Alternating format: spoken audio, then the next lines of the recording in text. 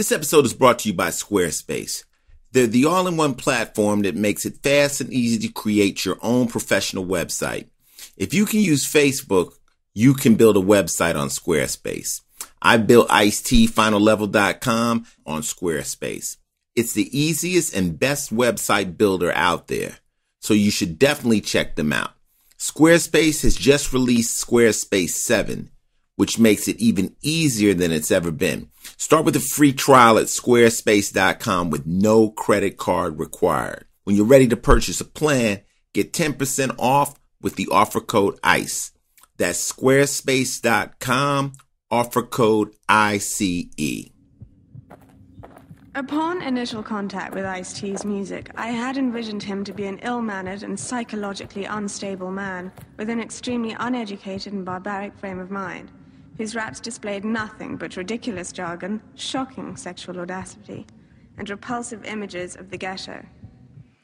However, after further analysis of his music, I can deduce that he is the epitome of anti-disestablishment terrorism, who embodies the entire spectrum of the urban experience and struggle.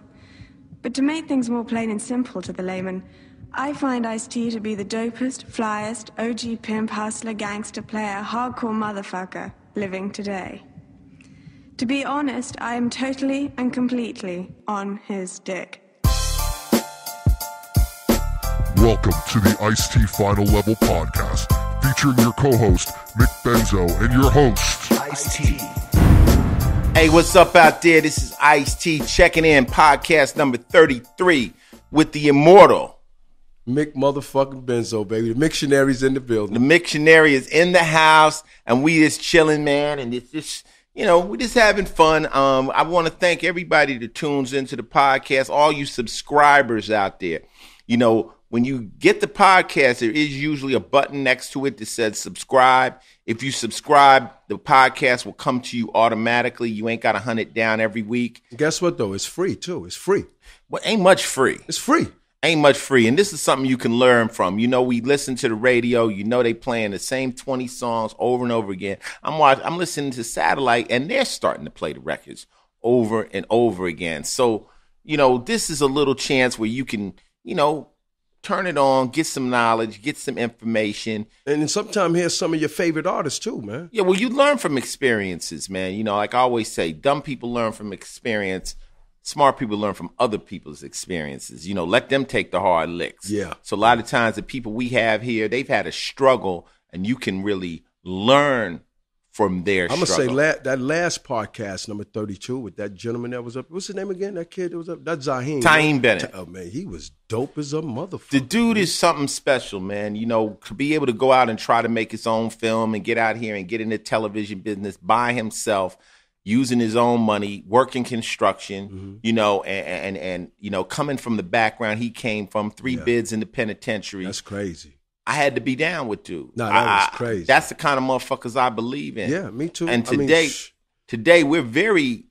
I am honored and we're very lucky to have. No, don't give it all up one time, Ice, well, man. Look, we put it out there, right, on the podcast, and we asked for a special guest. And I said, I hope we can get it for 33. This is 2 weeks later, and guess what? He found us, man. And people always ask me about this gentleman. They always go, well, Ice, why are you so fond of this particular person? I'm like, because when I was starting, he talked to me like a human being. Mm-hmm. He didn't talk to me like I'm some new jack and he'll never see me again. He gave me some very, very important advice. And one advice he may not remember he told me if you could rap from one end of the record to the other end of the record, don't be in a group. You are a soloist. But he was in a group. No, but listen, I wanted to be, you remember when you told me that? I wanted to be in a group.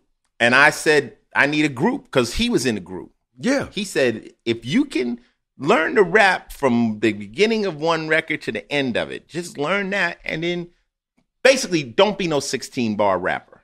Okay. Learn how to rap. And then he opened up a suitcase with unlimited rhymes. Suitcase with money? It might well have been money. Suitcase full of rhymes. And he let me understand without, my rule. My rule of life is, tell me and I'll hear, show me and I'll see, but involve me and I'll understand. He involved me for a minute. He let me see the book. Man, you giving this guy the greatest goddamn intro there's I've certain ever heard. people. Man. There's certain people. Who is this gentleman? Well, you've heard, you know what a master is, right? Yeah. Well, there's another level. There's a level where you teach the masters. And that is? A grandmaster. And that's Grandmaster Kaz in the house. Yeah. The suspense is over, niggas. He has arrived. The super original. But he knows what I'm saying is true. Right. And I always, I say in life, I'm like, sometimes all you can do is give back props. Yeah. And that's all a real player wants. I mean, we've been doing this podcast. Ice, we've been doing this podcast for over a year. We've had Chief Rocket Busy up here. We had Roxanne Shante up here. We've had Mobb Deep up here. We've had Tretch up here. And every interview, you also spoke about this gentleman, Grandmaster Kaz. Well, most of them spoke about it. Yeah, a lot of them did. Yes, Kaz, what's happening, baby? All is well, baby. You know what I mean? All is well. World still spinning. You know what I mean? Shit. Yeah. Well, it was funny because we just started. We're trying to knock out a couple of podcasts at a time, and between you and Mel. You guys were some of the most inspirational people in my career. And I call Mickey. I said, well, can we get Kaz tomorrow? He says, let me make a fucking call. Shit, Blam, Kazzo? and here you are. You know what I'm saying? That's one of them type of niggas. And said, but we just honored to have here. This is going to be a good time just to have some fun and to really speak your mind. We're going to let our audience explore the mind of Grandmaster Kaz and what he really, really does. For real. Seriously, y'all going to hear some shit. He's a motherfucker. Y'all going to hear some shit. The nigga used to stand on stage with panties on his wrist. Like he was a freak. Casanova. Because he was a freak at that time. I think he married now, but he was a freak then, B. It's okay. Man. You married. Easy. You got to take everything that comes with this shit, man. You know what I'm saying? There's a lot of people go through their whole life, man, just wanting one of the things that we get from just being who we are normally, man. And I don't take this shit for granted. You know what I'm saying? So, yeah, he ain't got to lie, man. This shit is documented, man. Yeah. This shit is documented. We're not going to talk about nothing that ain't documented. You know what? He ain't one of them imaginary motherfuckers, man. No. Because homie said there's a bunch of imaginary people, bunch of liars out here. We got the grandest of them all. He go by the name of Grandmaster Kaz. Well, like ladies say, as real as the history of your father and mother, man. This is as real as it gets. Yeah. So welcome to the podcast, man. I mean, we're gonna do an in-depth interview, but how you feeling, man? I mean, what's going on right now? I'm good, man. You know what I mean? I'm working on my birthday, my 17 birthday parties. Oh, shit, yeah. What? Nigga, every time you get another birthday, it's even more special. You know what I mean? So every year I add another birthday. You celebrate 17 days. Yeah, I have about 45 parties, man. I'm trying to catch up to Red Alert, man. That nigga, yo, he have so many birthday parties. By the time you go to his last party, it's his next birthday. It's the next birthday rate for Red Alert, man. Red Alert go berserk. He does about 62 parties. He only got one day that's called a birthday. That's crazy. But, I mean, love is like my birthday, April 18th, man. Team Aries, whatever. Oh, shit. You going to do something April 18th in New York, right? No, April 18th is my actual birthday, and that's the only day I don't have a party. Oh, you coming to BB King's or you going to come to BB King? The 11th, the 15th, the 16th, the 17th, and the 25th. But you're going to come out on the 18th to BB King. Oh, definitely. Definitely. I'm going to come down. I'm going to come. But I'm good, Ice, man. I'm still doing my thing. The bus, the hip-hop tours I do in New York, that shit keeps me up and going. I'm surprised I made it here today. But we're going to talk whenever about you call. We want to talk about all these things, and for people out there that might be Law and Order fans that don't know, the history of who's sitting in the building. This is Grandmaster Kaz. He's the leading member of the Cold Crush Brothers, Cold Crush 4. He is what I call first generation hip hop. Yeah. There's all these different generations, but name some of the groups that was alongside of y'all when hip hop truly started. Oh man, early days, Funky Four, you Plus know what one. I mean? The Fantastic Four, well, the L Brothers before that. Yeah, Fantastic Five, the Furious Five, of course, who kind of set the bar for what groups supposed to sound like. You know what I mean? The Treacherous Three, the Fearless Four, Spoonie G, Tila Rock. I mean, Africa Bambaataa, the Soul Sonic Force, Force. Cosmic Force, Jazzy Five. I mean, there's so many groups, and you could tell the first school of hip hop because the first school of hip hop consisted of a lot of groups. Right. And as hip hop progressed, the lineups got cut down. Right. The next generation of hip hop, you saw duos, Right. You know what I mean? Or maybe 3. And then by the mid 80s, everybody was solo. I call your generation, I might be wrong, but I call it pre-recorded. It's like it was before it was really recorded. Like a lot of your stuff, meaning records, a lot of the stuff from that early age was only available on cassettes and tapes. And the stuff that y'all made in the street, I think until really, I think the record that really broke everybody out was the Rapper's Delight record was when all of a sudden now it's went we're to gonna talk record. about that. We're going to talk about that. That was 79, 6 years after. Exactly. 6 years after y'all have been doing it. Right, it was doing on cassette tapes, your Sonys and your Memorex. That's what we had. We ain't know about no CDs. So you're going to give us the whole story, and we want you, to walk us through it, But you're a friend and definitely a mentor to me because, when I started, I was an LA guy, and we knew we weren't rappers. We knew that it came from New York. We wasn't fronting, and to me, I wanted to be a rapper. Y'all were the real rappers, and but I always say you always start as a fan. Everybody starts. You start sitting on the sideline of a basketball game saying, "I want to play that sport." You don't just start out dope. You start out wanting to be a fan of something. I'm sure there was somebody you watched that said, "Man, I like that," or "I like the parties," or things, and then you took it to the next level. Yeah, I try to. I talk about hip hop all the time. You know what I mean? I do lectures and panels and my bus stuff and all that. So I'm kind of go-to guy when people ask about hip hop. Well, that time in hip hop, man, was something that. We're not gonna get that again, man. Mm-hmm. You were kids. We're not gonna get How that were you? again. I was 13. When the first documented hip hop party. That's how your rap started in Art of Rap, and we're gonna go back to that. Hold on, yeah. But you ready to do this podcast? Let's go. All right, here we go. This is podcast number 33 with Mick Benzo, the one and only Grandmaster Caz, and Ice-T, and this is television. So, in the TV spots, we usually ask, any TV show you watch right now? I'm on Empire like everybody else. You like Empire? I'm an avid Empire watcher. And I was like, I ain't messing with that. I saw a couple of episodes. I was hooked. I'm in. Mm-hmm. I watch Empire. Of course, I got a personal issue with Empire. Okay. Comes on the same time. As Law and Order. But now we got the DVR. All right, so if it came on another night, it might work. We can DVR. We can DVR Empire. Watch it later. You know what I mean? To me, Empire, and this ain't a diss, but it's kind of like Ratchet Dynasty. Yes. Yeah. Yes. It's like take Dynasty and mix it with Love and Hip Hop and a little bit of a lot of soap opera drama.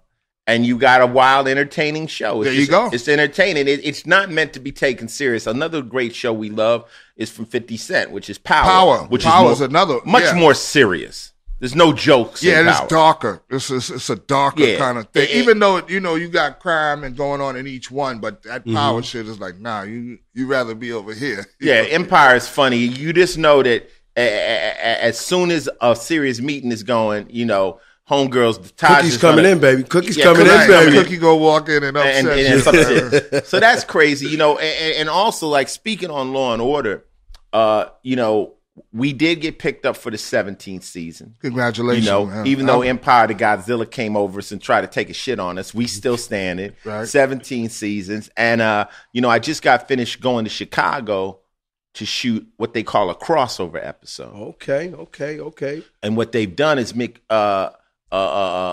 Dick Wolf will put all of his shows in the same universe, even because they're not real, right? So somehow somebody gets away from Chicago and comes to New York. Well, who picks it up? SVU.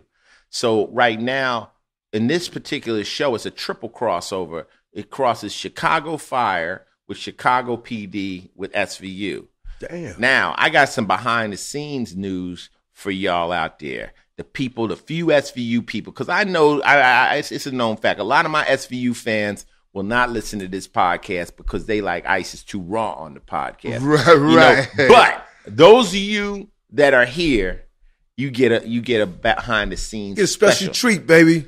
There is a new show Dick Wolf is putting out, and it's about to come out, and you're going to hear about it really soon, called Chicago Med. He's doing a hospital show. Okay. So now he'll have 4 chips on the table. So our show kind of references Chicago Med, but it's a 3-way crossover. And the man is in the business. He connects the shows, which connects the viewers. And, I had a good time out there, working with Sophia and Jesse and Jason and all those guys. And they came out to they came out to New York and rock with us. And it's going to be a mega 3-way show. That's going to be hard. It's crazy. And the guy that we're chasing is crazy. He's a great actor. And you're going to see it coming up very, very soon. And, like I want to say, I said it before in another podcast, thank you to all the fans of SVU. 17 seasons is unprecedented in television. I mean, we're looking now at closing in on 20, which is the record. And I've been doing it. Who had the record? What was that? That Nash was or something Gunsmoke. like that? Gunsmoke. Okay. Yeah. Matt Dillon, baby. James Arness. Matt Dillon. Matt Dillon was the name of the character. That's Matt Dillon, man. Yeah. But it's crazy though, because Mickey was saying the last time we did the show that by being on the show 17 years, it makes me one of the longest running cops in television history. Probably the longest running black cop. Right. I've been a cop, Kaz, longer than motherfucking Kojak, longer than Beretta, longer than Starsky and Hutch. They was probably on like 5 seasons. I mean, this is 17 seasons, dig? So, there's a lot of legendary cops. And who would imagine Ice-T, the worst motherfucker on earth, is the longest running cop. Well, your whole game and your whole get up is like do the opposite of shit or do some shit that nobody would think, Ice would do. When you did that Rolling Stone cover, man, with the cop, uniform, like what? You the cop killer in a cop uniform? That was crazy. And now you wind up your whole goddamn career based on being a cop. He gave my game up. Damn. First time I've ever been decoded. Rolling Stone. No. That's the key. That's one of my tricks is do the opposite. So, in other words, if I'm not going to make the most gangster shit, I'm going to make something for the kids. I'm going to go the opposite. Like if you write R&B songs, you can sing, Baby Don't Leave Me, Baby Don't Leave Me. But there's another song. It's I'm So Glad You Left Me. Just whatever's I can give somebody a career right now. Take every hot song and write the opposite. Do the opposite. Mm-hmm. And there's a song right there. Counterpoint. Point, counterpoint. And that's one of my keys. I'm like, okay, we've gone so dark. It's time to do something the other direction. And it worked. Just to keep people off balance. Keep them guessing. That's a street term. You always keep a motherfucker guessing. What happens is you become predictable. And predictability is boring. You see how many emails we get every other month talking about, is Ice-T going to do New Jack City too? Ice-T's on Law and Order, man. Special Victor Unit, man. I do New Jack City. I can't do New Jack City 2 because New Jack City, I was 20 years younger, so they would have to do New Jack City 2 with me in charge of some young kids or something like that. Somebody had just got to me today. I'm just like to do an NWA movie, but they had to get kids to do it to portray Dre. Cube's son is in there. It looks fly. And from what I understand, that movie is going to be crazy. I like that trailer. I'm looking forward to that, most definitely. Man. Hey, but that's love, and that's TV with Grandmaster Caz and Ice-T. Thanks to all the SVU fans out there, 17 seasons. Yo, this is Ice-T, Grandmaster Caz, Mick Benzo, and this is Movies. You seen any good movies you watch? What you been to the movies? Not really, not lately, man. What kind of movies do you like? Are you like, do you go to chick flicks with wifey? Nah. Wifey watch her shit and I watch mine. You know what I mean? Every now and then I'll get stuck on something she watching and I catch myself and leave. But nah. Do you like watch the Science Channel or more Discovery History? Action, shoot 'em up type shit, man. If you that's TV. I just flipped the TV. A good, suspenseful movie with twist in it. I think the last good movie I saw was The Loft. I really dug that movie, man. That had me going back. Who was in it? What star was The it? Loft was damn. Fuck, I don't the know. reason we do this is because so the listeners can go check it out. I got you. So what was it about? It was about these guys, four friends who rented a loft apartment. This guy was an architect, and I know what that is. He designed the building, but he took a floor. And him and his boys bought this loft, and this is a loft that's their own private little, It's like their little cheating spot, right? Exactly. Where they can go off to and have their own spot. Exactly. Nobody Each knew. of them, a high-rise building, one of them nice joints. So they spent some All money. of them had some paper, and what happens is each of them was taking joints up in there, back and forth, doing their thing, and they found a dead chick in the bed. That's never good. So the rest of the movie is like, who was up here with this chick? Who, you know what I mean? Which one of you? And it was a lot of intrigue. I don't want to give the movie away, but that was the best. Well, the you last know what? Good movie I saw. When you start off, what they say, what a tangled web we weave when first we practice to deceive, So once you start off, well, all right, let's go get a loft where we can run off from wifey and have a spot.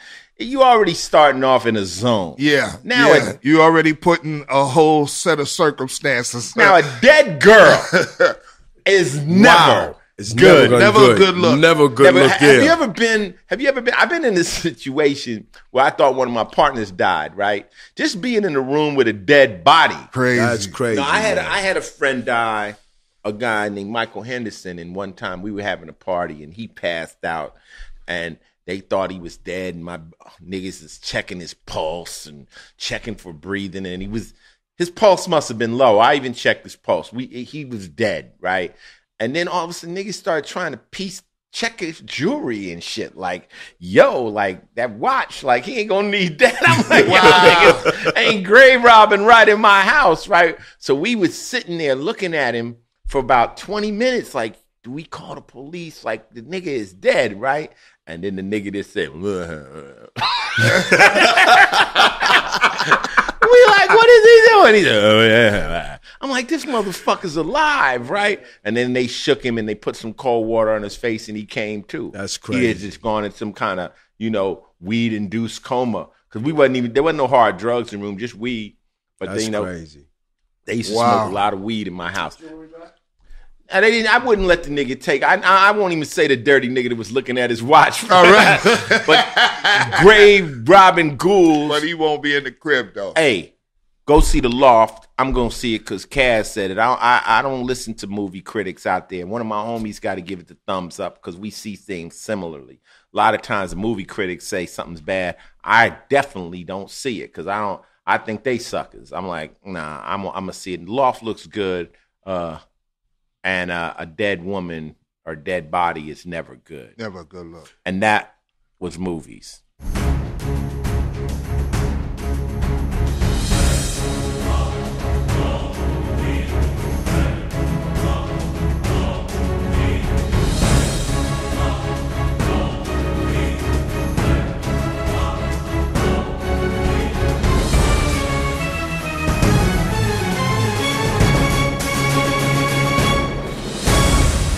This Final Level Podcast number 33. I'm Ice-T. I got Mick Benzo and one of my great inspirations and mentors, the Grandmaster of them all, Grandmaster Kaz, baby, in the building. Oh, and this is games. You don't play video games? You play? Oh, yeah. I'm a 2K15 cat all day. Oh, you play the sports game? Yeah, I play basketball, Madden.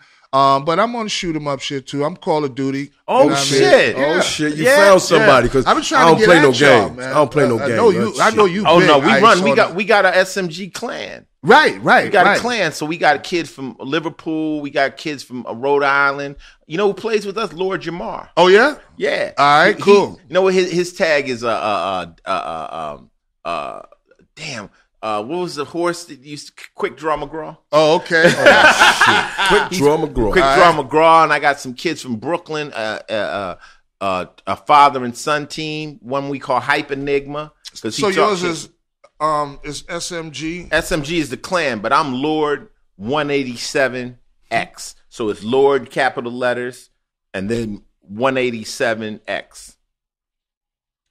Now, all y'all out there that's going to try to become my friend on Xbox, it's already overloaded, and I can't take any more friends. But you're making exceptions for Grandmaster Kaz. Kaz is going to get in because I'm going to send him a friend request, and then I can get him in. But it's overloaded. You know, everybody, you know, would like to play. But if you see the SMG clan on the internet, just lay down. Just go find a bush and camp because we coming through. I'm letting niggas have it. They not getting it. Kill death ratio's sick. So we have a good time on there. I just been playing. You know what I played recently was Resident Evil. The first one. It's called survival horror, Mickey. So you played that before though, right? Back in the day, this shit came out before the internet. Okay. So back in the day, and you know they relaunched it, and you know you just kind of like walking through a house and monsters is jumping out, and you got a shotgun, and there's lots of puzzles and shit. But it was the game that got me into console gaming. You know, it was the game, and I tell people all the time, I say, you look at games as being a nerd thing, but most musicians spend their life on a tour bus or locked in a studio. And I ain't never even seen a dope house that didn't have a fucking PlayStation. Right, exactly. Anywhere you sit for amounts of time, nigga. Yeah. Street cats play video games. Nothing nerdy about it, you know. So we have a good time on it. But I advise you, if you haven't revisited Resident Evil, and if that was one of your games, go get it and see how difficult this game is. I started playing it, and I'm like, oh, man, it's an old game. It's going to be easy. Man, I'm all on YouTube cheating, looking at the videos, walkthroughs and everything. Now you can go on YouTube, and they got somebody that'll just walk you through. And I'm cheating, and Coco goes, you cheating again? Well, it ain't cheating, baby. It's kind of like I need a little assistance because I'm resourceful, right? I'm stuck right now. But you play now. Do you play when you play Madden and all that? Do you play online? I you know what? I've played online, but I prefer to play somebody one-on-one. I play in your house. I got my dudes, you know, that play, and we play. You know what I mean? My man Mike C from the Fearless Four. Mike, I whoop his ass on the daily. All right, we get on for work. Yo, you ready? Yeah, all right. Let me roll up, nigga. Get him on Skype. Put him on. And then we rock out. But you guys are still online. He's not at your house. No. We play online. Yeah. We play online. But I'm not in the online community. I just never really felt comfortable just playing any old motherfucker I don't know. Well, you know, the cool thing about being online is, like I'm saying, me and you can play. You could chop it up. We could talk. Lil Ice is in L.A., you know? So this gives me a chance as a father and son just to go online and sit with my son and play, you know, over. It's really amazing that they can connect all people from all over the world, and they're playing the same game, seeing the same thing. That technology, I think people just take for granted when you're playing online, and the speed of it. I think people, you know, underestimate, you know, the government's capabilities. I mean, motherfucker, you think that's something? What about the shit we don't know about, man? Exactly. That we don't have access to. You know what I mean? Speaking on the government, you know, GPS, right? That's something that's in the cars now, and we all got. You know, I was doing some research on GPS, and I found out that during Clinton's administration, they activated it. Now, prior to that, the GPS was really created for the military, and before he activated it, there was GPS, but it would put you within 100 yards of something. It wasn't as pinpoint. Right. He hit some switch, and that shit went to where it almost knows how to the. You know, when you pull up on a corner, it knows exactly. Yeah. When we pulled up here, it said your destination is on the right. To a foot. To the gate. You can press satellite and actually see where you at. And with the GPS guided missile, they can land it right in your ass crack from outer space. Right, because it's going to guide just like that same GPS thing is. So if it's you said it. What do they have? It's a big ass camera up in the fucking sky, looking down, taking pictures of everything and everybody, and they connected each other. One person of interest, baby, feeds off. That's what gives us our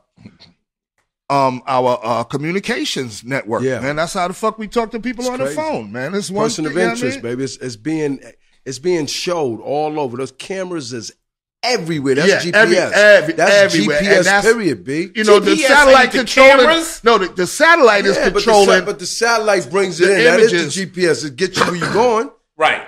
And then when you looking you ride in your car, what are you seeing when it's telling you make a left, make a right? Is that a camera, sir? No, you're looking at a fake map that's on the ground. A Google map. That's a map. Well, that's missionary shit, man. That's my shit. No, but you can actually tap into a satellite that can show us this house and show us where we are right now. Google Earth. Google. Yeah, and that's from outer space. Nah, that's Google. And that's crazy. And that's a camera. That's crazy. I just think Kaz said it basically. If that's all we know about, imagine what they got. And if he could hit the switch and make it pop up right on your ass, they can hit the switch and make GPS not work. Exactly. That shit right now. And there was a special switch that turned it on for the public. It was already on for the... Right, so there's one right here for the military. Uh-huh. The one right here for the public.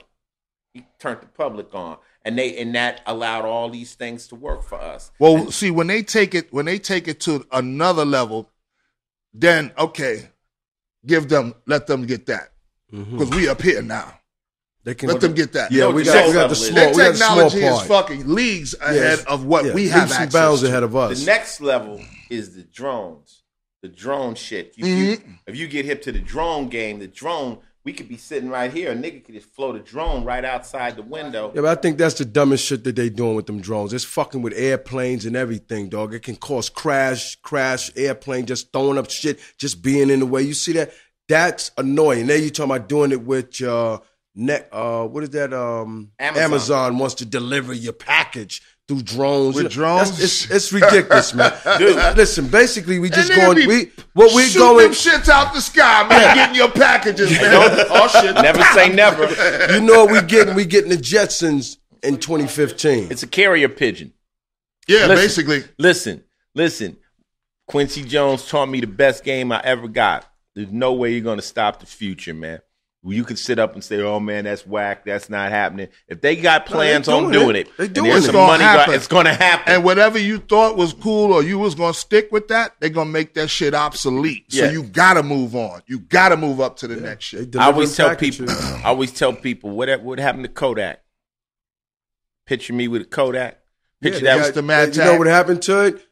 Cell phones came along. Digital photos. Who would ever think something as elementary as getting film developed would be obsolete? There is nowhere, like you have to go, if you say you have a roll of film, man, you might have to travel 20 minutes in New York to find a place that develops film. They're looking at you crazy, like, what are you doing? You exactly. They phasing all that shit the internet, out. You go ahead and put a picture in there and put you some damn photo paper in there and make your own picture in there. You know, also the Xboxes and PlayStation was a big controversy about them because the Xbox can stay on at all times, and it actually, you can talk to it and tell it to come on. So people would like... What, a new Xbox? Yeah, the Xbox One. Meaning the motherfucker got a live mic in your house. So there's a lot. Exactly, and an eye. Yeah. And a camera, because if you can see yourself, they can see you. And when your shit is off, that shit is still on. They still can see you. Right, so people can look right into your living room. We just segued from gaming into technology and how crazy shit is, but this is a good topic. You know, when, like I always tell you, what we call this is building. You know, when brothers start talking and you start building, everybody wins, you know. And I watched a thing on television where they show people that can actually turn the camera on in your iPad, turn it on. He just said that. He said they still be on even when you think you turned it off. It can be on. No, I'm not talking about the Xbox. No, that was the Xbox. I'm talking about your iPad. I'm talking about the computer. Right. Turn this on. It's on. You won't see a light. Right. And they can still see. And hear. And they can turn the mic on that phone on and leave the phone looking like it's off. So, you know, here's what I predict. This is my next prediction, and I said it before, but this is what I think. Okay, you know how the phone is a GPS device right now. You can go out and use it. So that basically means once I turn this phone on, it knows where I am, right? I believe the cops can find this phone. Sure they can. With the not where it pinged off of, where I am. If they know this is my phone number, they can find it. Once that technology becomes something readily available, the hackers will get it. Once the hackers get it, they're going to release that to the public. And at that minute, anybody who has a phone will be able to be followed by anybody. By me just having your phone number, I'll be able to pinpoint you. Now, think about that for women. Think about that for stalkers. Think of people are going to be taking the batteries out of their phones because very soon, people are going to be able to find you. I'm talking about seriously find you if your phone is on. Ice, people can do that right now. They can do that now, Ice. I mean, you can do that right now. The book that we have with Mirror Image. You can do that right now. Whoa, pause. The book we got with Mirror Image, we did that in that book. One of the books that you have out right now. We talked about that. We let it be known. That book called Mirror Image. Your book? Yes. That's in there right now. I think I should know. I wrote that. Yeah, but then you're telling them what you're saying. It's gonna be done. It's done already. Now. Not for the public. My wife would know where I'm at. All she got to do is put something in my location will pop up. You can go on right now. Go on Facebook or something, and it'll tell you. And it'll tell you where you at. It'll tell you where you at. No, but someone else can find out where your phone is. Yes, I can locate my phone. Just go get an app. But I'm saying, but you want to locate it. If I just have, let's say, Mike's number, can I find him right now? Is there something in the internet that allow me to locate him to where he's sitting right now? Well, you need an app.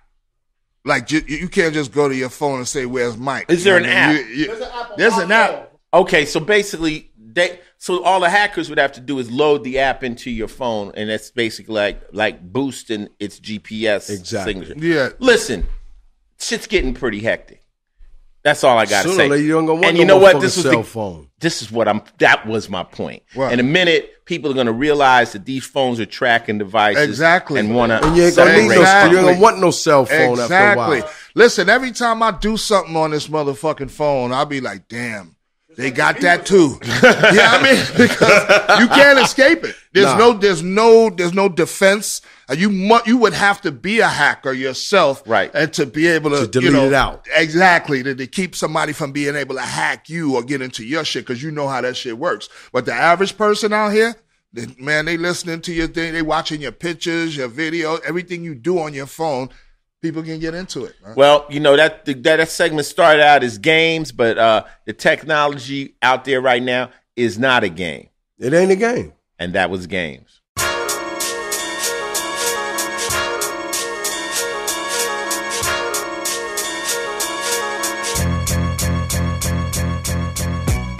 Yo, this is Final Level Podcast number 33 with Grandmaster Caz, Mick Benzo, and this is music. Hey, man, I got some good music coming up, too, baby. You know what? Y'all can check me out on BlackberrySoulRadio.com, though. You know? I need them to listen to my shit, how do you do that, man? Because I need them to listen to my shit, man, on BlackberrySoulRadio.com. But now, on the real, April 18th. Troy is laughing over there. April what you doing, 18th, right? You making records? Hey, you got to hear that song, baby. No, explain BlackberryRadio.com. BlackberrySoulRadio.com is on the internet, and what I do is I go on YouTube and get MP3s and load my music up.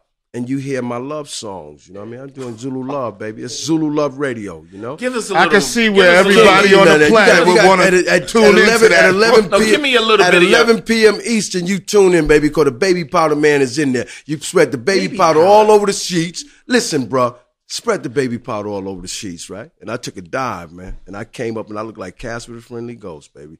You just listen to it, man. That's just go sexy? on. Was that sexy? You didn't get it, though. I didn't throw it all away. I didn't throw it all away. Trying to find something sexy in it. Come on, Mickey, I mean the baby. I didn't go all I'm the not way. fucking with you, Listen, nigga. 11 p.m. You just creeped Eastern everybody time. out. 11 p.m. Eastern time. I can't even use baby powder no more. I'm going to think about come that up shit. and look like Casper the Friendly Ghost. Now listen, all right, 11. Now just because you 11 said that, I'm p.m. uplifted. Eastern time. BlackberrySoulRadio.com. Tune in. Ask Busy B. Does he love it? Ask Michelle. Does she love it? Ice refuse to listen to it. It's the dopest shit out. I just don't know how to listen to it, and you got to explain it. You got to listen to it. It's radio. You're listening to me on the radio. So it's just your selection. So I go on. Wait a minute. But it's love song. Mickey, I got you. Pretend like I'm a dummy.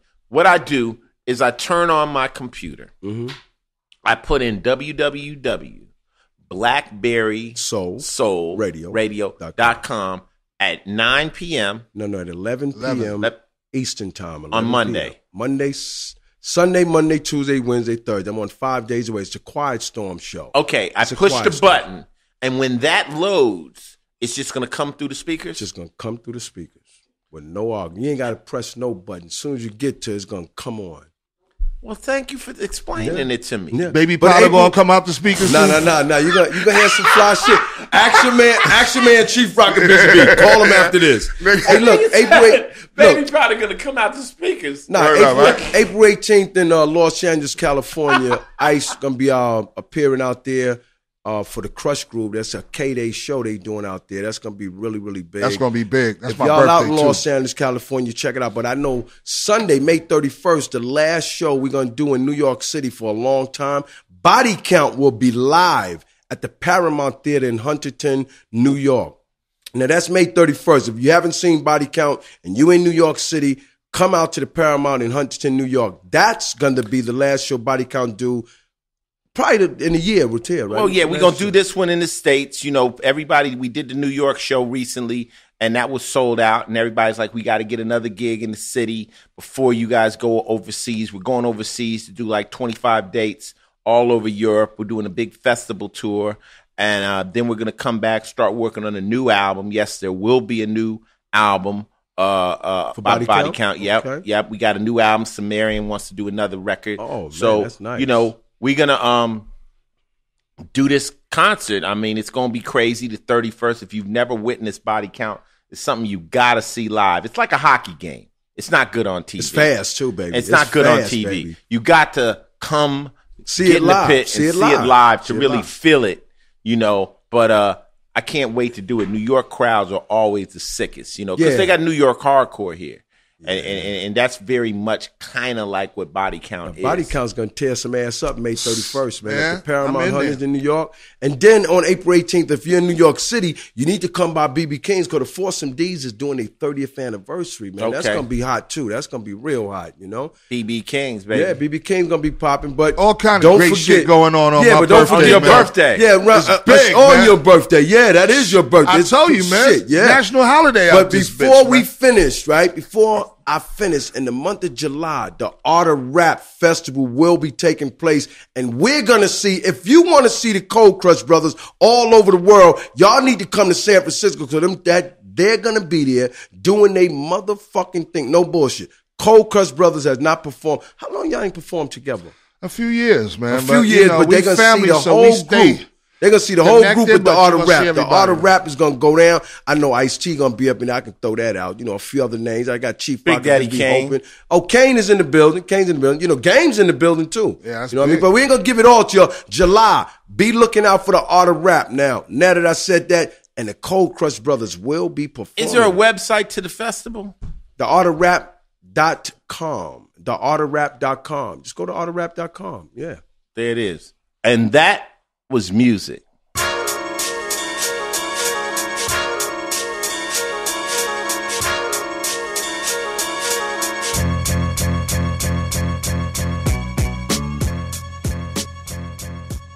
Before we get into this week's interview with my man Grandmaster Caz, let's take a second to talk about the grandmaster of all website builders. You guessed it.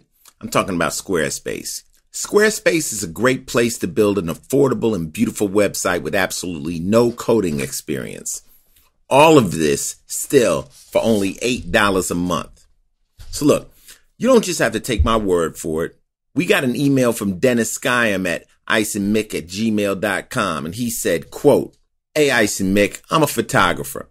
And when I'm out shooting on my own, I always listen to podcasts. And the Final Level podcast is a regular fixture. So when I heard you guys tell me all about the virtues of Squarespace, I thought I'd give it a go. And I'm glad I did. It's so much smoother than WordPress and Tumblr. It's easy to manage, and I can change the look of my site on the fly. I had a customization issue I couldn't quite figure out, but a very nice lady from Squarespace support got me all sorted out. Now I get to spend more time on my photos and less time messing with my site. Thanks, guys." And I just want to say thank you, Dennis. And I checked out his website, draftlab.net, and it's awesome. He's an amazing photographer. And although all y'all know I don't like the cold weather, My man's pictures of Iceland got me reconsidering my stance. I mean, it is called Iceland, right? For a free trial with no credit card required, go to squarespace.com. When you're blown away and ready to confirm a plan, use the offer code ICE and get 10% off. You'll be getting a great deal and you'll be supporting the podcast, helping to keep it free. That's SQUARESPACE.com. Offer code ICE. Don't forget to send your Squarespace site to us, iceandmick@gmail.com. We might even talk about your site on the show. That's squarespace.com. Offer code ICE.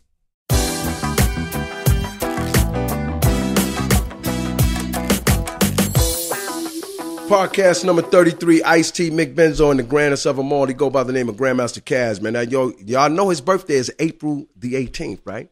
And this is already out because it's April the 15th. But if it's April the 18th, you get your ass up and see Grandmaster Caz, man. Yeah, and we got Caz. You got a lot of spots you're going to be doing around that time. So we want our audience, because a lot of them in New York, and they some in Atlanta, some in Chicago, some in Detroit. They all want to come see the Grandmaster Caz. If they don't, they missing out on something good. Well, love is love, man. It's all good. Like I said, I'm going to have enough parties where 1,000 motherfuckers. You don't make one, you will make another one, man. But like I said, the big joint is on April 25th, and that's where, I got everybody coming. You got Kool Herc with them. Yeah, me and Kool Herc. I want to come to that one. Where's that going to be, Caz? That's at the Andrew Friedman home, the mansion on the concourse. Oh, that's dope. Yeah.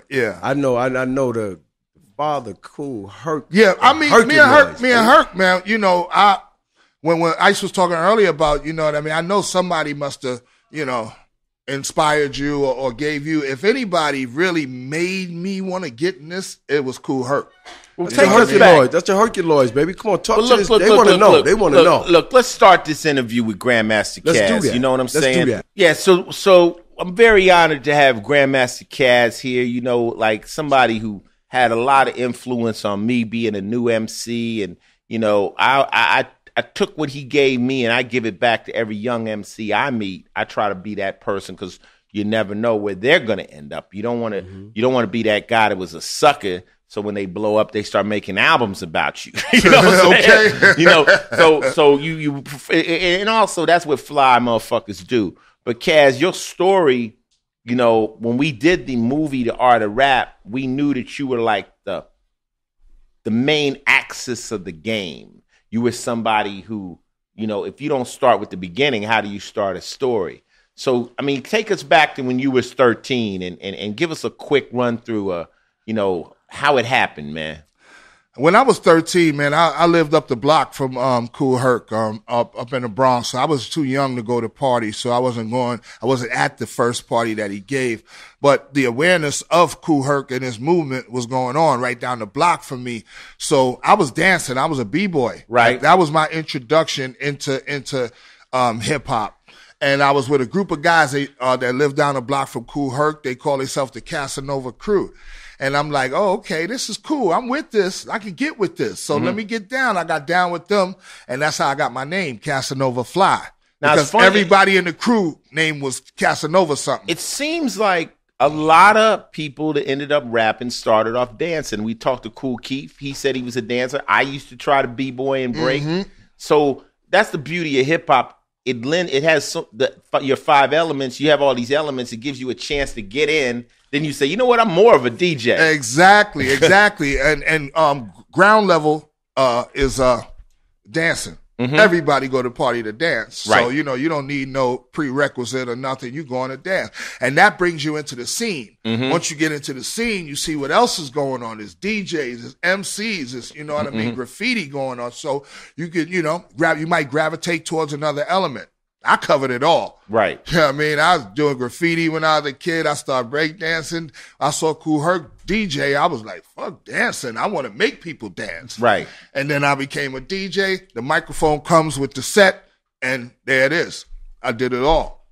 So you just doing it. Now, I also learned from a lot of the OGs as far as this goes that it had a lot to do with your system, too, back then. Everything. It had everything to do with your sound system because back in the days, hip-hop wasn't about the MCs or rappers. It was about the DJ. Okay, the DJ was the man. That's who you wanted to be. You didn't want to be an MC. MC carried crates and shit. You know what I mean? And may be able to get on the mic. Might at get some on point. the mic. Might, exactly. Yeah, right. And when you do, it's here, say my name. Right. You know what I mean? Well, that's why the early groups start with the DJ's name. Always. And so as a DJ, I mean, the mic was just used to make announcements, man. You know what I mean? Right. Shout out my man Larry. Just Shout walked out in the building. And you know, so and so, your father's at the door. You know, that type shit. But you know, people started to embellish the announcements and this and that, and it, you know, you gravitate, listen to commercials and jingles and stuff, and that's how the rap grew into rap as we know it today. But I mean, it was all separate, you know, energies that kind of came together, man. In one when I place saw and Wild made Style, hip-hop. I saw y'all battling people. You know what I mean? Well, battling once you became entrenched in the culture, then you know all right. Now it's time to make a stand. Who you want to be here? You want to be recognized for what you do. This ain't about you just doing it. This is about you being known for doing it. So where was the first time you really touched the mic and decided, okay, I'm gonna be a rapper? 75.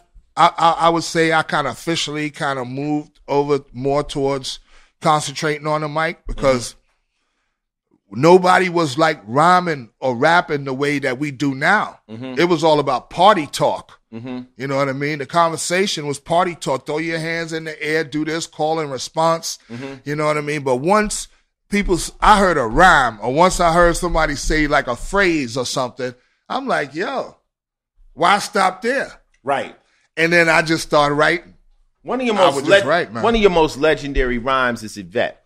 Yeah, Yvette. And that was like the first story rhyme I ever heard. Because I had heard other types, you know, like you're saying, there's different formulas to rhyme, you know. So, you know, melded the message, which is something that's like a motivational speech about experience. But Yvette was a start to the end, a long story. And it was amazing to me because I had never heard a story like you saying.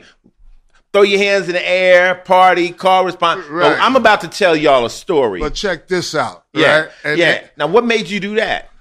I just writing, man. I wanted to do what people wasn't doing. It was a long time ago that I never like you. forget. I was trying to do what people wasn't doing, or if I heard something, because a lot of us like to think, yeah, you know, I came up with this on my own, or I did all this, I did it, you know what I mean? And I had the attitude earlier in the game too, but I'm older and I know better.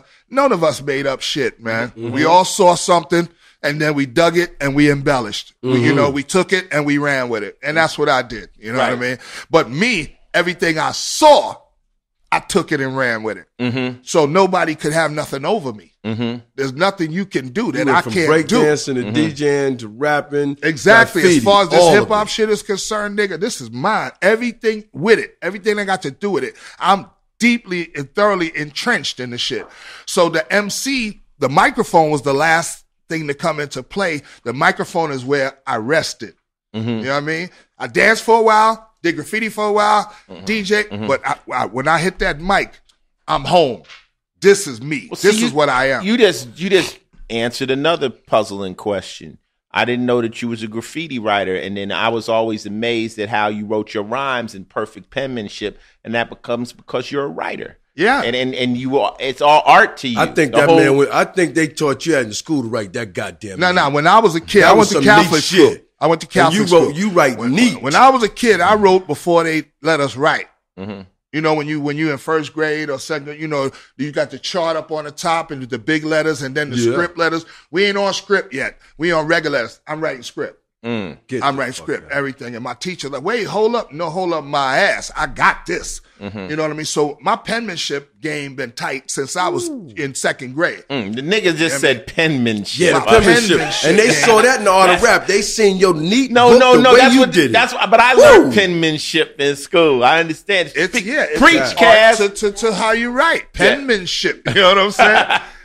And So when you brought up to them when we were doing the movie about my handwriting, he was like, "Yo, show him your books. Show some of your books." And then I pull out the books. I got a book deal behind it because that's of you. crazy. So, you know what I mean? See, things happen. But everything ain't gonna fascinate you.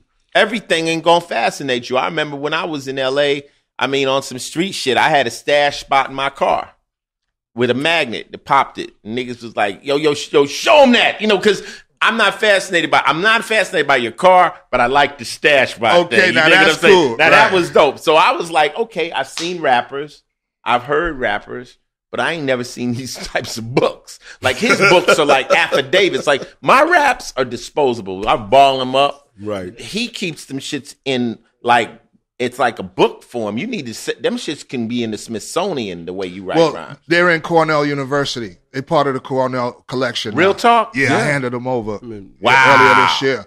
That's so bad, man, too. Yeah, man. Because we ain't gonna be here forever, man. And the things that we collect over our years, it means shit to us, but it might not mean nothing to our kids. Let's say I drop dead tomorrow, and then my kids find these big boxes full of books and papers. Half of that shit ain't gonna mean nothing to them. Well, it should be exposed to the masses, man. I wanted it to be conserved. I wanted to be preserved forever. Yeah, that's dope. And when they came at me with it, it made sense. It's like I don't want this. What am I going to do with this right now? I wouldn't have it all these years if it didn't mean nothing to me. So for it to be here forever and people can go and access it and study it and stuff like that. When I agreed to give them my collection, the chick said, "Welcome to immortality." Real talk. Forever. Welcome to immortality. Because from here on, you gonna be here forever. Grandmaster Caz, there's a record of you forever now. That's what I ended up in I'd never been honored in the Rock and Roll Hall of Fame, but I'm at the Rock and Roll Hall of Fame in the when you walk through the museum in Cleveland, and they actually said, just give me this, give me that. And that's what they asked for. Can we just get a piece of paper where you wrote one of the songs? So I just ripped it out of my book, and it's jacked up handwriting and stuff. But now when I see the display, it's kind of like a code. It's like, this is a song that y'all love, but this is where it was written. This is paper music. This is where it started. Now what you're hearing on the radio, but the scribbles and the lines crossed out, it means something. And they put some of us, our stuff in the Smithsonian that time. Who would think as kids that you'd be in museums and at college? Exactly. From the Bronx. You're from the Bronx. I was just at the Rock and Roll Hall of Fame. Me and Joe Conzo, he got a photo exhibit that they had out there. And, we did Q&A and stuff like that. And I gave him a book. I gave him one of my books. I just got a letter from them recently. Why I got one of your books? You ain't got my book? Nah, niggas stole that. You just went on. Your shit went on sale. Your shit went on sale. You just ain't get nobody nothing. Listen, I got the book deal from the Lyric Book Company out in the UK. And Amazon was my U.S. distributor. So they sent me a bunch of books. Right. Advance sent me a bunch of books of my own. And if you wanted to buy the book, you had to go to Amazon. Now, I don't know what the deal over there is. Amazon, how long they keep stuff. But apparently, my shit wasn't flying off the shelf. So they sent the boxes. They sent you all that stuff back to me. Well, guess what? We can use it right here. We can use it right here, baby. And I sell them shits every day, a few at a time. If they want to buy a book, real quick, what can they go buy a book? I got them. Email? I got them. You got to holler at me. Email directly, grandmastercaz07 @gmail. They can purchase one of them Grandmaster Caz books. Autographed. 07, Grandmaster Caz 07 @gmail.com. Okay, Mickey. You like to jump ahead because you know Caz. Yeah, you got to remember, everybody the audience, know Caz. Some of our audience, they want to hear about Caz. So we're at the point right now. You done picked up the mic. You've rested on the mic. You're starting to write these different rhymes and this, that, and the other. So how did the Cold Crush Brothers come? All right. Really quickly. Okay, go whatever you want to, because the Yvette thing. I didn't really go into deep. Yvette, I wrote Yvette because the stuff that people were saying to me was corny. Okay? And I think that's why I write the way I do, because I don't want to sound corny. I don't want to sound like that. I don't want to say something and it doesn't get like, whoa. Right. Everything I say. Gotta have weight. Exactly. It got to be weight. And the Yvette thing, nobody was writing rhymes about girls. Nobody wasn't writing. I mean, Spoonie G has a reputation for, being the guy, but I wrote Yvette. like in the 70s. You know what I'm saying? And it was about creating a scenario that people could, relate to. So Yvette wasn't true. Even though I do have had a girl named Yvette. Right. I got a baby. I got a daughter from her. And everybody thought it was about her, but it wasn't. I just made up a story that everybody could relate to. I try to make it funny. I call it faction. There you go. You go. You use factual situations, but you create a fictional story. It didn't actually happen, but it could. Yeah, and all these things might have happened at different, but it's all real. It's real. It's not fantasy. It's like at no point did you fly through the air. Exactly. But I wanted to put it in a place where anybody listen to it and be like, yo, that's crazy. Yeah, right. And it stand the test of time. I remember I was in LA with you. One of the first times when I came out to LA and we did some kind of event. And I did Yvette. And people were singing Yvette in the spot. Right, from the West Coast. That may not sound like a big deal. No, that was big. But I'm from New York. Yeah, and this is the early days of hip hop. This is before we made records or anything like that. When you was talking about earlier, it was just cassette. I might have been at the radio and all they had was cassettes of us. This motherfucker was singing my rap word for word. Yeah, but Kaz, you gotta remember, we live in New York and a lot of people come from down south or Miami or Los Angeles. They would get those tapes and send them to their families, such as LA, so they can hear what we were doing in New York. Baby. I'm going to explain this. I'll explain it. The same thing happened to me in that club. See, hip-hop hadn't broken. But you from LA. No, dog. Pause, Mr. Benson. Hip-hop hadn't broken nationally. It was still underground. But that radio club was a club of hip-hop lovers. You could have went anywhere else in that city and no one would have known nothing that you didn't exist. But it was in that small club, they were like connoisseurs. Those people came from all over the city to break dance, to be in that. It was like our miniature Roxy. But that's where Africa Islam went. Because it was the only club of its kind on the West Coast. And it was run by a guy named KK and a guy named Alex Jordan. And they were French by way of New York. They had gotten hip to the hip-hop culture in New York. They created this club in New York. Now, they had a playlist in that club. In LA. And they would play tapes. And they would play wax and stuff, but they only played New York hip hop. Okay, I just said they got the cassettes from New York to get to your radio club in L.A. Right, but Kaz is we're trying to explain to you, it wasn't L.A. It was a small club in L.A. Right. No one in L.A. Look, put it like this: I dropped a record in L.A. Nobody in L.A. heard it. This club found out there was an LA rapper. They wasn't playing me on the radio. They got that record and they would spin it every night in the club. So what happened was you would have a hit in that club. In the club, exactly. That club, you was a hit. No one heard about you on the radio, but in that club. Okay, good concept what you just said. Radio wasn't playing us like that at that time. The only way we was being noticed is in the club. So the person that came to that club and heard it, let's just say in New York City, he had got a cassette from somebody, sent it over to that club. Radio wasn't playing us. I don't think your K-Day was up and running at that time. No, this is what Kaz is saying. No, this is prior to all that. And that's why it was amazing. That's why, right. That's why it was so amazing, because how did you hear that? You all the way over here. That's how. But like you said, the cassettes and people going into the service really spread hip hop around a lot. Because you got cats who from New York or whatever. They going to Army, they going to South Carolina, they going here, they going there, and they taking whatever with them. They took them So they exposed a lot of people, and overseas as well. Right. A lot of cats going to Japan and that back in the day, they had their little, Dude, little hip hop with them. I got the call from that club to perform. I had made my first rap record. Nobody, was called Cold Wind Madness. Nobody gave a fuck about that record. That record, I was about to get back to stealing. I was back to stealing and everything else. And I was like, fuck hip hop. My niggas was like, nigga, you better come get this money. And they called me to that club. That club might have been one of the keys to saving my life. They called me to the club. I went in that club. I went on the stage just like Kaz, and the people knew every word to my record.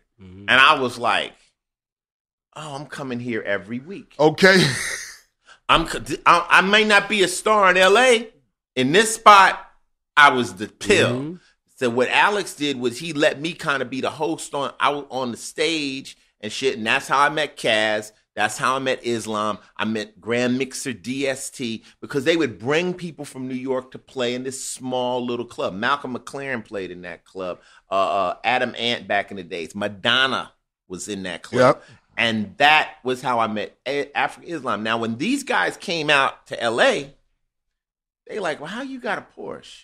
Like, you know, right? You're like, word up. I'm like, yo, this nigga got a Porsche. Right. What you doing? Right, how you doing so rapping? And I never forget one of the rappers, I don't know, it was maybe Houdini or somebody. And I was asking them, because I was like the rap groupie of L.A. Any new real rapper, I wanted to meet him. And they was like, why you want to rap? Like, because like I'm saying, at that time, nobody had bought a car rapping yet. Right. Nobody's getting no money like that. It was something to waste time doing. And, you know, okay. So you guys, back to the other question. This is why we have people on the podcast. Oh, for sure. This is Let me expose history. This shit here, baby. All night. Cold Crush Brothers. Break it down. All right, Cold Crush Brothers came into play 1979, 80 when I officially got with them. 1979. You were not born, listeners. Okay. Oh, the listeners. 1977, the group came together, but the lineup that the world knows came together 79, 80. I had a few different groups. Since 1974, 75. Well, I started out, Casanova Fly and Disco Wiz. Mm-hmm. Okay. That was my first, crew, my man Wiz. And then my group was called the Mighty Force. And then I had the Force 5. And then cats kept moving around from different crews to different crews. There was only 2 of us left, and me and JDL. Mm-hmm. So we became the Notorious 2. And we did shows for about a year and a half, just me and him, and me doing solo shows as Casanova Fly. Different people trying to recruit me. Islam wanted me down with the Zulu Funk Machine. Kings, baby. Come on, we needed you. So, I rock with him for a minute. Charlie wanted me with the Cold Crush. I rock with them a little bit. And then they was like, yo, you got to come in. You either down with us or you freestyle. Right, you can't come in no more Get down. Hanging out. And I'm like, look, if you put my man JDL down, I'm in. I'm in. But they ain't want to mess with JDL because you know JDL. They ain't want to mess with JDL. That's my favorite nigga too. I said, listen, if he ain't down, I ain't down. Right. So they was like, all right, he's down. And then we got down, and that's how the Cold Crush Brothers, came together. And one of the unique things about the Cold Crush tapes and that I used to get back in the days was the routines and the harmonizing. That was something that was very unique to you. You guys could almost sing a whole show. Yeah, definitely. And that was part of my philosophy. Like when we met, and I told you, look, if you can rhyme, man, all the way, you don't need no group. Mm-hmm. Because what I had done with the group is I went another road with them that I would have went my own personal self. I am a writer. I am a true MC. I'm a battle MC. I can rhyme all day. Mm-hmm. I got 3 other dudes over here I got to share rhyme time with. Mm-hmm. So, and none of them can rhyme on my level. Mm-hmm. I got to rhyme with them. Mm-hmm. So I became more routine orientated than rhyme orientated. Mm-hmm. I always kept my own rhymes after we do our routine, and then I come and I rock my shit. But I could never get enough off because I got so many rhymes inside of me. So that's where it came from when I told you that. Listen, if you can rhyme like you don't, go ahead, man, do you. Yeah, you was like, kind of like, I guess where you were coming from was like, I was a soloist. And now I'm doing this. But if you can be a soloist, be a soloist. Be a soloist. Because, every group got a Michael, man. Yeah. Every group, and as you see, as time goes on, who still's there? Who still rises to the top? Who's still, really putting it down? I follow that principle to today. I just did a record last week with DJ K Slay, And he got a track up. He's doing an album. He says, all right, so I want you to come in and spit. We're going to put 3 people on the record or whatever, this, that, and the third. So he sends me a 4-minute track. And I rap from the front to the end of it. To the end of it. Guess what? He's like, you know what? This is your song, right? I can't cut none of these bars. This is dope. Exactly. And so we came up with a hook for it. And the shit's gonna be hard. He was like, damn, Ice, you came in here ready. I said, well, no, I'll write 4 minutes of rhymes and we can pick and choose if, that's what you want to do. You want to edit we leaving it this or as whatever. is. And that's what I do. When I pick up a record, I write the whole record. It's just good practice, to listen to a 4-minute track and just learn how to rhyme the whole way through. Not hooks, just all rhymes, bars. Yeah. Get your bars up. Straight up, because that's an art form in itself. The true essence of being an MC is being able to write and deliver that shit. Mm-hmm. You know what I mean? And it ain't about sounding like nobody, comparable to nobody. Like, fuck everybody. I'm trying to sound better than any and everybody. And I'm glad you brought that up, because I know one thing about the Cold Crush Brothers. Everybody wanted a piece of y'all, whether it was the Fantastic Romantic, whether it was the Force MDs. Why did everybody want to get at y'all to battle? Because everybody loved us. Even the cats that wanted to battle us loved us. Mm-hmm. They was fans. Well, you saw in the Art of Rap with DMC, the way he was speaking about the Cold Crush, he was like just being honest. And the thing of it is, it's like when people are in the moment of their success, it's hard to give props. Right now, it's about me. It's about me. But once you hit that pinnacle and you're at that point and you've done it all, Run DMC did everything any rap group can do. Now they come and they say, yo, Grandmaster Caz, I used to listen to his stuff. Right. And it was so great. And it's interesting because I've heard at least 10 rappers, like, of the greats. Mm-hmm. That it's all Caz. All speak on them. You heard Kane. Well, I listened to Grandmaster Caz. Speak on It's them. like Caz was this. Caz. Who else told me just the other day Caz had came to one of their shows and when they spoke, it was Busta Rhymes. Busta Rhymes said, yo, Caz gave me a compliment. Like, you can't get compliments, but it's one of those things and you don't know how much that matters to people. But I said this in the other interview, mm-hmm. and I got it from 50 Cent. No man can be great alone. You're only great when other great men speak of you in high regard. Definitely. And that niggas can't shit on you, Caz. Everybody knows, But you also underwent one of the biggest tragedies in hip hop. Let me get that one. Let me break it down. Is being one of the ghostwriters. I wanted that. B. Well, go ahead, Mickey. No, I'm saying, but looking at the book called "Written: The Lyrics of Grandmaster Caz," you have a full book out that they actually can get. In this book, going back to when you were a lot younger, you gave someone a rhyme and never got credit for it. I don't want to disrespect him because he was definitely a cool dude. Big Bang Hank from the Sugar Hill Gang. Yeah, Big Bang Hank, rest in peace, from the Sugar Hill Gang. I kind of take for granted that everybody in the world knows the story by now because, it's been around, it's been going on for so long. You don't want to seem like you bitter about it. Exactly. And there was a time you couldn't get me to talk about it because I didn't want to feel like I won't let this thing go. But it's not me. It's other people wanting to know. But the thing of it is let's pretend like this. You did it and you got paid $1 million. So therefore, that's not the issue. The thing is, it became one of the biggest records in the history. It was the biggest record. Yeah, the biggest that broke rap. And, people need to know that you were behind some of the words.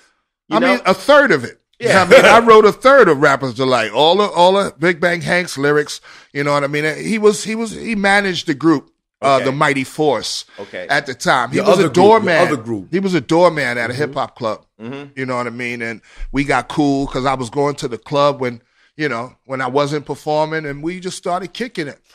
Funky Four had a manager. Flash had a manager. I'm like, I want to go where they go. I want to move up to them, so I need somebody to help manage my group. Hank, why don't you manage us? I got the clout, nigga. You just be the man. You just be the person who's supposed to be the manager. And he agreed. That's how he met up with, Sugar Hill. That's why he was in New Jersey in the first place. He got a job to pay the loan back that he took out for us to reinforce our sound system.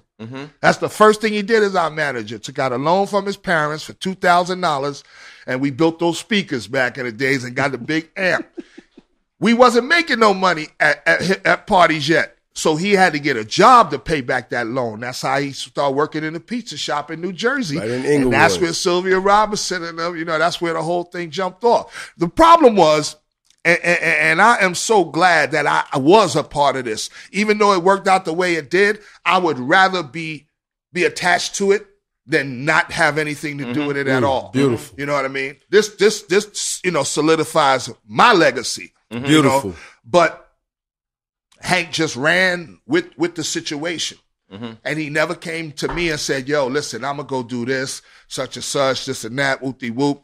When Rapper's Delight took off, Hank took off. Yeah. And, it's funny because I tell, my wife, she don't know much about rap and stuff, and I had to school her about everything. And I was, everybody can say the Rapper's Delight rhyme. And I said, the cool thing is that you don't have to say I wrote it because he rapped your name. Exactly. So when spelled it. So when Big Bang Hank in the rap and Rapper's Delight, y'all out there doing your hip hop research, when he says I'm the CASN, the OVA, and the rest is FLY, that's Grandmaster Casanova Fly.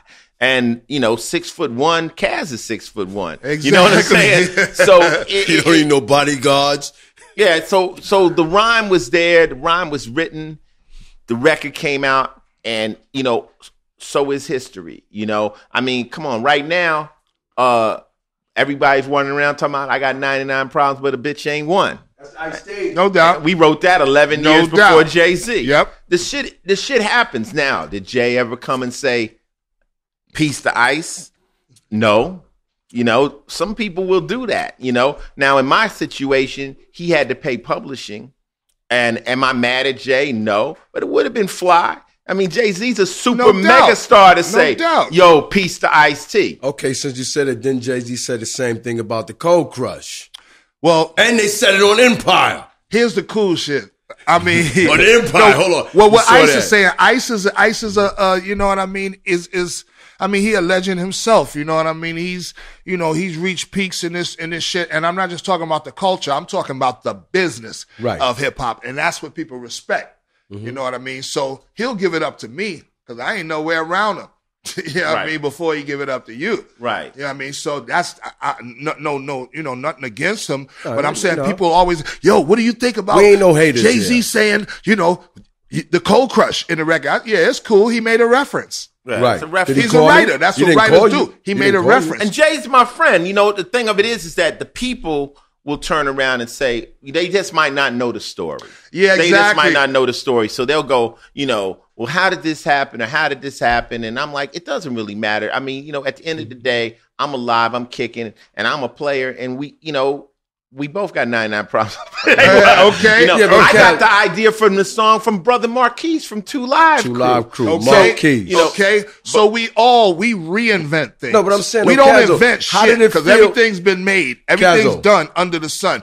We just see something and we put a different twist. So Kazzo, hold on. You watch Empire, right? Yeah. How did that shit feel when he said that, man? Well, come on, man. Stop it. The same reaction, man. It's not a thing to me. If what that shit on don't, Empire? If that shit, what Empire Lucius, the guy, Terrence Howard's character on Empire. No, he don't watch, but listen, I watch. Or Terrence Howard is the big cheese in the movie. Yeah. He was signing Snoop to his label, and they had a big, thing where they was letting everybody know Snoop was about to sign the Empire. Yeah. So he was like, listen, Snoop about to sign the Empire. He got this record coming, this and that. And Empire Records is going to do like Jay-Z said. We're going to overcharge them for what they did to Cold Crush. Right? We're going to let the industry, we're going to let our artists eat off of these records. That was hard. So he made the reference from Jay-Z's reference. Right. Now, people hit me on Facebook calling me, yo, they said the Cold Crush on Empire, yo. They said... Calm So the thank fuck you. down. You ain't calm the fuck down. They owe you some money. How excited am I supposed to be? Yeah, they You know owe what you I'm him the saying? cold crush. But so I know what? It's not going to translate to nothing tangible for me. It's just you understand just what I'm props. saying? It's cool. It's It's cool. cool. He made a reference, and it's cool. You know what it is? I always say, like, you know, you can give me the props. I don't need it. It's fly. Some flyness is flyness. You dig what I'm saying? And I never forget, like, I met Honorable Minister Farrakhan at the Honorable Elijah Muhammad's house. And he would always say, in the words of Honorable Elijah Muhammad, in the words of Allah, and, you know, so I'm with the man, and I'm asking him questions. And one time I said, well, why do you always use that reference? He said, because that's where I got the words from. And for me to say his words as though they were mine, I would be worse than a thief. So sometimes as a player, sometimes you got to say, you know, well, you talking. My man Mickey taught me, or my man. Exactly. You know, just throw the props out. You can't be scared to give it up. Exactly. I You know what I mean? Make you more of a G. You know more what I of mean? a G. Yo, I was with Ice. My nigga Ice said, and it's fly, but other people, there's people out there that will just pretend like it's theirs. Yeah. and that's Imagine that's there to get down. That ain't mine. Those are lies. I always and say it haters. about you, Mick. I always say, me and Mickey used to say, and then I say a dictionary word. Fuck it, man. You know, we make something up. We got a dictionary. Call it Mictionary. Hey, so Nah, you got some fun. Kaz, so now, hey, like you saying with the, and when you just said I don't watch Empire, what happened with Empire was I watched it, but then it's a little soap opera-y for me. You know what I'm saying? I get Coco watches it. But to me, I kind of like, you know, I'm more of a power dude. So call me that. Yeah. It gets a little soap opera for me, and that's just me. I'm just more of I'd rather see the gun. I thought the shit was Yeah, I was feel you. fly on coming off Empire yelling out the cold crush. You know why? Shout out Because- for them You know doing why? that. You know why? Because a lot of people may have forgotten what the fuck y'all did and didn't get your just due. I hear that you. was respect. My thing is that it's just part of my legacy. Oh, you the and man our anyway. legacy. You don't give a And it's fuck just about one that. more thing. No. You know how many cats who made a big deal out of that? It's a big deal to them. Yeah, you know. Like it ain't no big deal to We me. know. Kaz, You know what, Kaz? you- I'm like you, man. People always come to me, yo, Ice, man, they don't respect you enough. I'm like, what, nigga? The only way they could respect me more is carry me around. Exactly. You know what I mean?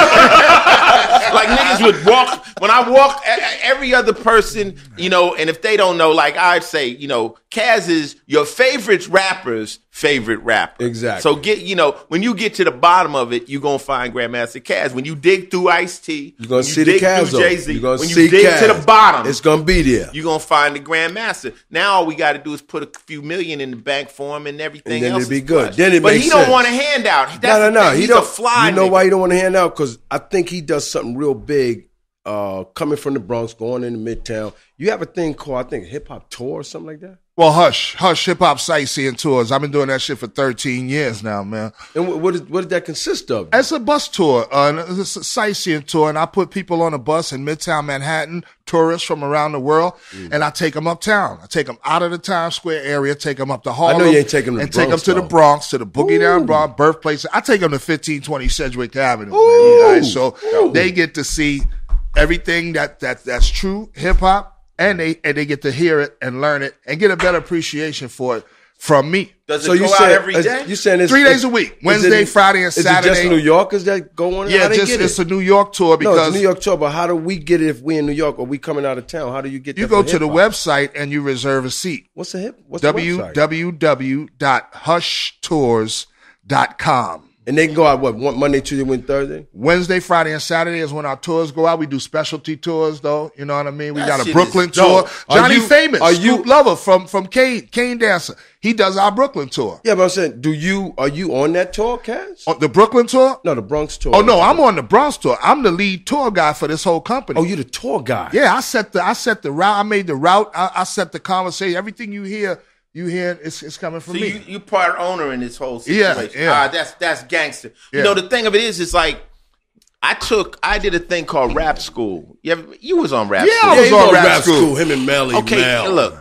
You forget shit. I try to incorporate them in everything I'm No, doing. you do. You speak on it all the time. When I tell nigga, you get in when you fit in. No, If you fit, I'm putting you in. You definitely speak on the Cavs on the Grandmaster Melly yo, nigga, all the time. That's part of me.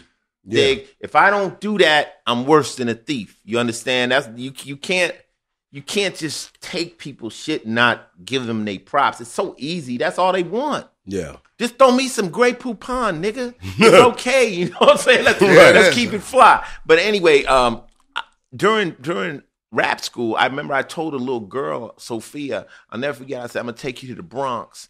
And I gave her a little kind of like a rap tour. And she said, I'll be raped and killed. No. This is serious. Real this talk. is a young little white girl. little lady, you know. And I said to her, I said, why you feel that? That's what she's been taught.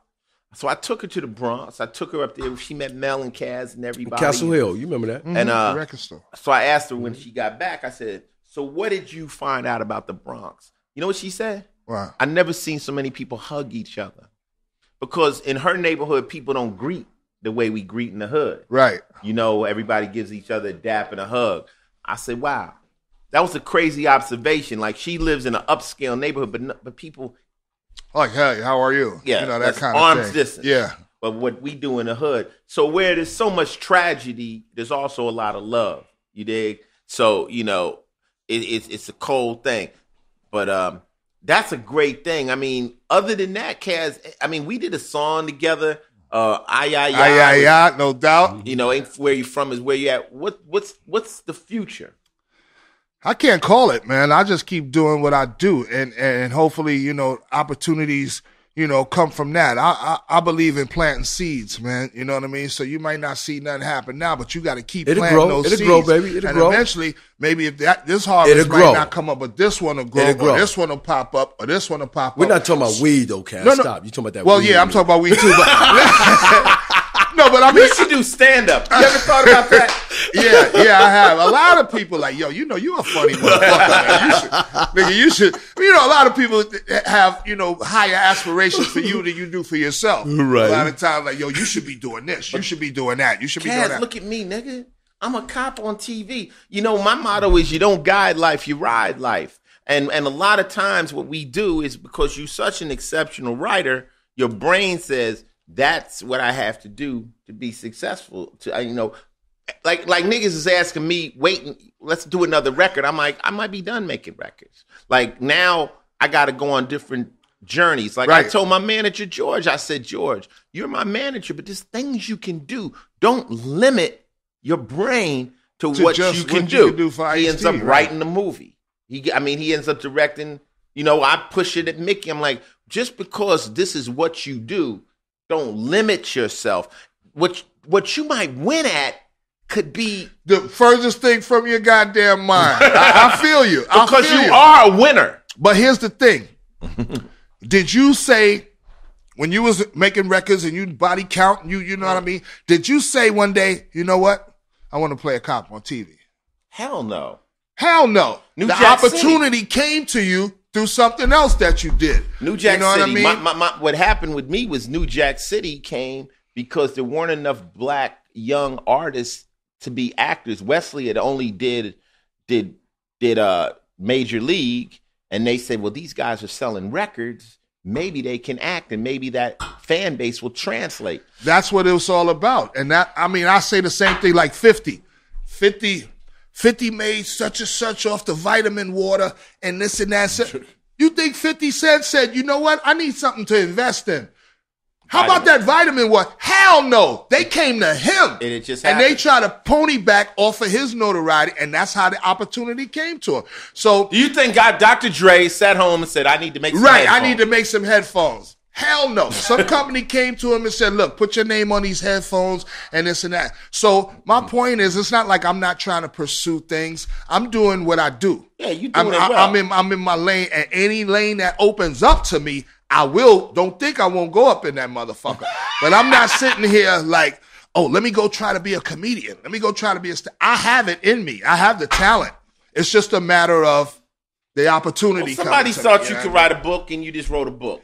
You know, I already had a book. Right. All he did was ask for the pages. It is a book. Give me the pages. Here's the pages. They came and took pictures of the shit I had already written and made a book. No, I get it, Cass. I had done the work already. But I get what you said. That opportunity came to me because the art of rap opened that door. Right, but I'm saying, but we get my what you're saying. association with you opened up the door to the art of rap. Mm-hmm. You know what I mean? And so it's the seeds that was planted a long time ago. You know what I mean? And I've done things in that vein to maybe hopefully get some kind of.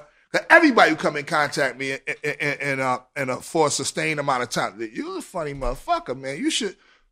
It's easy for somebody who don't break the goddamn glass. To say, no, he ain't finna break no glass. That's just that jewelry, nigga. That jewelry hits the glass occasionally. You should do this. You should do that. Everybody know what you should do or should do, but nobody knows how to do it. Well, you know, I say it in an inspirational way. No, I understand. I say it in an inspiration way. Niggas, I'll give you one last story that might, because you inspired me so much. You know, it's like one time I was getting my picture taken. And I asked the girl about the camera. I said, yo, what's up with this camera? You know, I've seen so many cameras from this end. She says, have you ever looked at them from the other side? And I'm like, not really. So she starts telling me, she said, you should take pictures. And I say, why? She said, well, it's all basically the equipment. It's just perspective. Your perspective is different than other people. Two people with the same camera will take two different pictures. You might go on a low angle and shoot it up. It's like graffiti. Two people make the same letter, it ain't gonna look the same. So never doubt your perspective. And what she taught me that day was, she said, if you be a photographer, you're gonna be unique because your perspective. So I apply that to everything new I try. If I'm gonna design a house, I have a different perspective. If I'm gonna act, I have a different perspective. Rap, make a film, anything I do, the money is in my perspective. Right? So the thing of it is, if you say to yourself, yo, and I'm just saying it as a homie, just, don't shit on your perspective. Right. Because that's what's valuable. Right. The way possibilities. And the way you see shit is different than the way I see shit. Like when you look at body count, you're like, that's Ice's sense of humor. That's Ice's shit. That's his. And Mickey, you got your own sensibilities. Your perspective will make. Well, if all three of us set off, we're all going to do it a little differently. Yeah. Yep. And I could sit up all day. Motherfuckers sit up all day and say, well, Ice-T, you should do this. You should do that. Oh, no, but I heard what Kaz is saying. He said, listen, I'm not saying I wouldn't be a comedian, but when the door opened, I'll walk in and go do it. But they telling me, he's talking about pursuing it. You know what I mean? If you have the talent and everybody tells you, I'm getting at it. You could do this. I'm getting at Pursue the shit. Positive K went in comedy. There's we building right now, but there's facets to that. So you're a funny motherfucker. Maybe it's not stand-up. Maybe you taking that with the graffiti and you're doing a cartoon, but now you're using the humor inside of that. Right. And then you bringing the music in. You're crossing all the things up. That's so right. If you tell me, Ice, I'm a funny motherfucker, that doesn't necessarily mean I got to do stand-up. I got to tell jokes. Right. Exactly. My sense of humor is interesting to people. So let me, like the intro to the body count video with the nigga dissing me, that's my sense of humor. I said, I want to make a real live hater. This nigga hates everything. This nigga got low top Timbs. And then if you do it and people laugh at it, you go, my sense of humor works. It works, yeah. Hey, yo. So, this is what we do on the podcast. But, for me, man, it's an honor to even be fortunate enough to meet you so early in my career. And when you say hip hop, Kaz, there's certain names that must be said, or it's invalid. If you don't say Cold Crush, if you don't say Melly Mel, if you don't say Curtis Blow, and I can always tell about an artist by where he starts his hip hop history. Maybe you start yours with Run DMC. Maybe you started yours with Eminem. Right, because depending on your age, that's when you got into hip hop, and that's what was going on when you got involved. And when I got involved with you, it was only on tapes. So I was so eager to learn hip hop and learn rap that I would get tapes from WBLS and all that, and they would like bootleg into LA. And we would listen to rap routines from the park and all that because we started off biting. Shit. Of course. I like that word. Of course. Everybody, I'm glad you admitted that and said that because everybody did. Yeah. Everybody started out by saying somebody else's shit. From the boogie down They found their own voice eventually. Yeah, you know what I mean? I used to give tapes, Cold Crush tapes to Kid Frost.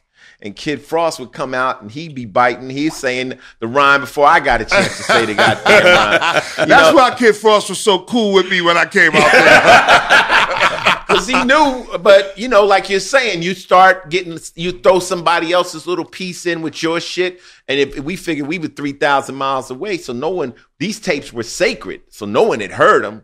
So we, took a little flavor and tried to chop it up. But man, it's always been a pleasure. It's an honor to be able to have you as a friend and a family member, and to be able to do this movie. And you were so willing to. I'm so glad things have happened. But we gonna be down till the wheels fall off. That's no doubt. How we do. No doubt. That's We ride, how we baby. do. I respect that. Zulu Nation's in the building. Zulu stand up, and remember, July, the Art of Rap is coming, and you will see the Cold Crush Brothers in one of your cities. Grandmaster Caz, we really appreciate you coming out. Love is love. Anything you want to say on the way out? Any websites? I need you to give them the website to the Hush Tour, though. One more time. Oh, okay, all right. Well, that's important. www.hushtours.com is the website. If I'll show you a perspective of hip hop you probably wouldn't see on your own or learn any other way. So jump on the bus with me. One more time. That's what's up. Where they can reach that book that you're selling. The book is called Written: The Lyrics of Grandmaster Caz. And the thing about the book is that it's in my own handwriting. All right, Ice-T inspired that book right there. It's like a rap. Had he not... I'm about to go through this motherfucking see, can I steal some shit? Please do. Please do.